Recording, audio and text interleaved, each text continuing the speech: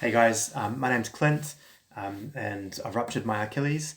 I've decided to document it and do weekly videos on how my recovery is going, and post them on YouTube. The reason I'm doing that is because I've watched a lot of videos about this on YouTube, and I haven't seen any from the UK, which is where I live. Everything seems to be from the US. Although there is a really good series of posts from a guy in Australia called SJ.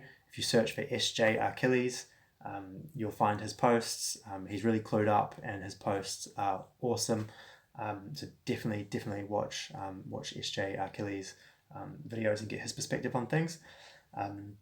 So I'm almost 2 weeks into having a ruptured Achilles, but I've only just decided to document it and stuff. So what I'll do is just tell you about my first week, and then I'll do another one when I've seen a consultant tomorrow, and I'll catch up on week 2. So my sort of like little injury story is that I was playing touch rugby. I'm really competitive and play touch to a high level. I was playing touch rugby in a tournament in Paris, club tournament, and day long thing, and played a number of games throughout the day. And we're in the final, and sort of like 5-10 minutes into the final, and I run up, touch someone, and then I'm pumping back to get on side. Put my right foot back to stop me, and then I go to push off. Nothing different to what I've done throughout the day and a million other times in my touch rugby career. So push off, and then I hear a popping noise, and I feel a popping sensation in my right leg, and then it's like I've been sniped. Go down on the ground, and immediately jump back up because there's quite a few people watching our game and stuff. So I get up, and can't put any weight on it, so have to hop off and things. Really importantly, the team continued in my absence, and we won the tournament. So you go us. But I was on the sideline getting some treatment from some French medics and things, and declined going to the French hospital, mostly because I was going back to London in the UK the next day, on the Sunday, and I thought, well, look, I'm just going to go to hospital when I get back, save myself the hassle of doing it here.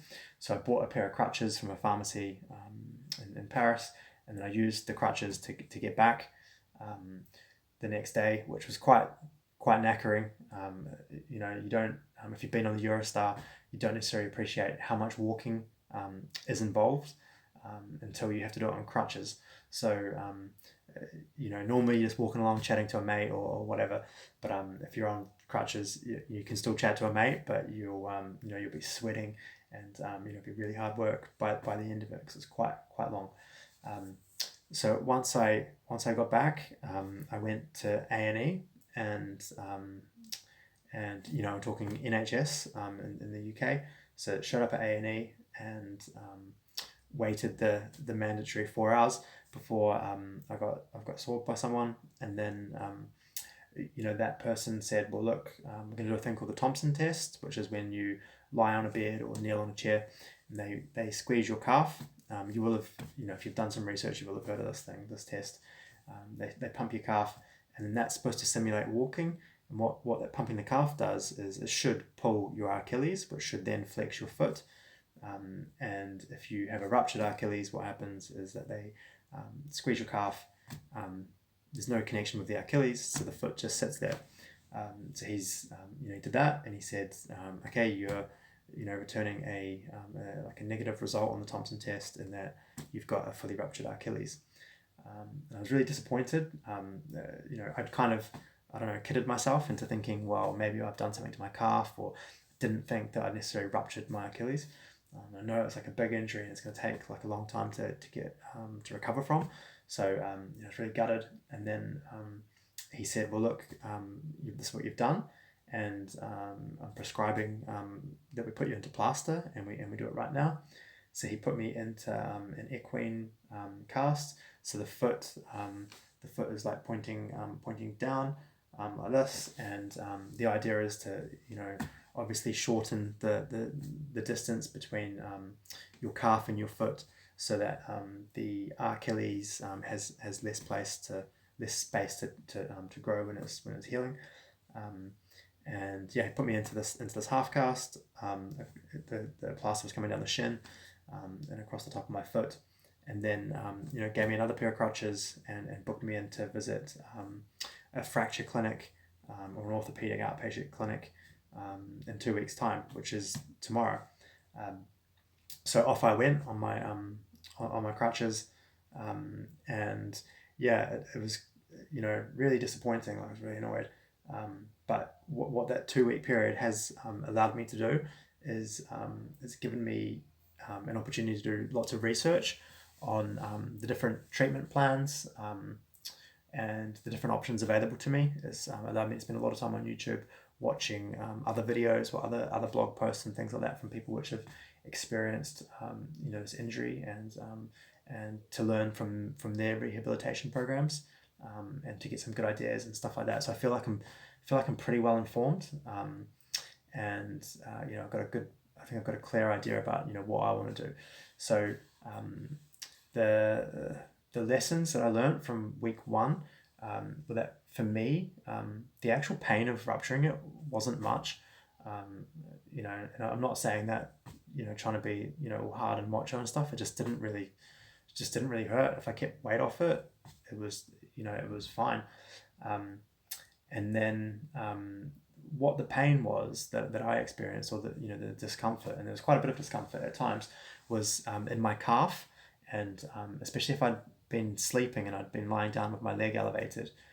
What would happen is in the morning, if I got up too quickly, all of the blood would rush into my calf, and then my calf would sort of like just swell up and feel like it was going to cramp, and it would be really, really uncomfortable. And I had to sit down and elevate my foot to make it go away, and it would come on really severe. Like one morning, I got up to go help get my 2-year-old daughter up and things, and this came on really badly, and I felt like I was gonna throw up. I felt really ill from it, so I had to go and lie down.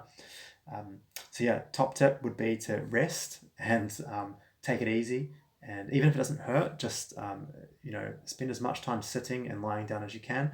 Keep the foot elevated, ice it up, and just do all the right things for treating inflammation, bruising, and swelling. Don't take ibuprofen. Apparently, the guy in A&E that I was speaking to said that ibuprofen, the active ingredient in it, ibuprofen, has a response to, I forget if it's red or white blood cells. I think it's red blood cells, which is what the body wants to heal, and ibuprofen sort of like counters that, and yeah, it can sort of like set you back or just delay the healing process a little bit. So I don't think it's a massive deal that I took a couple initially, but suggest laying off the ibuprofen. So yeah, get lots of rest, read and sort of like learn about the injury and the different rehabilitation programs that are available. There's lots of information out there, and I think you want to educate yourself. Also use the time to get online and buy some stuff, which is going to get you a little bit excited, but also it's going to help with your recovery. So first thing you should buy is something to help with bathing and showering. So lots of different options, whether it's a stool or something to go over your cast. Or I went for a bench which sits on top of the bath. It's just slots on top, and chose that one because it looked more stable than a stool and things. Really happy with it. Sort of just I bag up my cast, and then just sit on this thing and swivel around, and away I go. It's pretty comfy. Might keep it once I'm all good. Who knows? So yeah, buy one of those, and then I also bought a knee scooter online, and I'll show you that next time. But definitely worth getting one of those. Having had an experience, traveling a long way on crutches and stuff, definitely, keen to avoid doing that. So bought a knee scooter and pretty happy with how that goes. So yeah, those are my top tips for the first week. and I'll post again when I've got a week to update. But yeah, catch you next time.